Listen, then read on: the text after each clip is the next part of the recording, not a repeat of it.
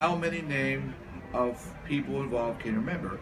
Nixon, um, Woodward Bernstein, Gordon Levy, and Kissinger. Names of people involved connect I remember. Well, let's see, H.R. Haldeman and Nixon and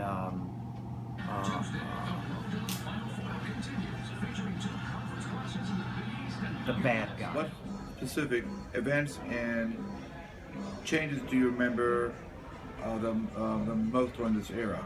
The special prosecutor and burning of the tapes. Well, I think nobody knew that the president recorded conversations in the first place, although that wasn't historically, it had been done before. But he had a Vox-operated system, which meant it recorded everything that was said, not just things that the president wanted recorded. Big difference.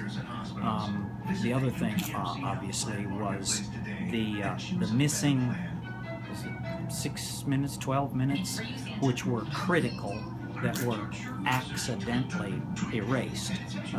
That everybody knew that was done on purpose, but you couldn't prove it. So I think that there was a loss of confidence in the president and his men, that we never realized just how much skullduggery went on. You know, kind of innocent before that. Watergate changed my view. Oh yeah, right. I mean, if confidence today in the political system is like 5%, I think 5% of the people think that the Senate and the House are doing a good job. Back then, probably 70% of the people thought that Congress was doing a good job. After Watergate, it probably dropped to about 40%.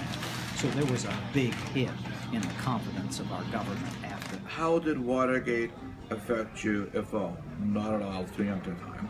Gerald Ford pardoning Richard Nixon.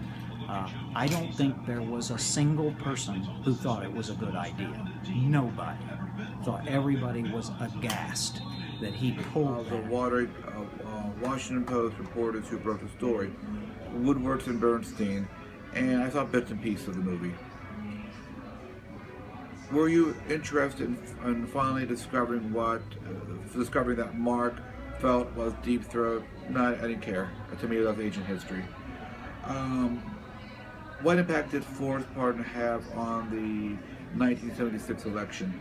It probably prevented him from getting elected and propelled Carter to the White House. The guy who basically blew the whistle, the one person who was not part of all of the president's men, was Richard Dean. That's the guy's name, Richard Dean. Where did he go after his pardon?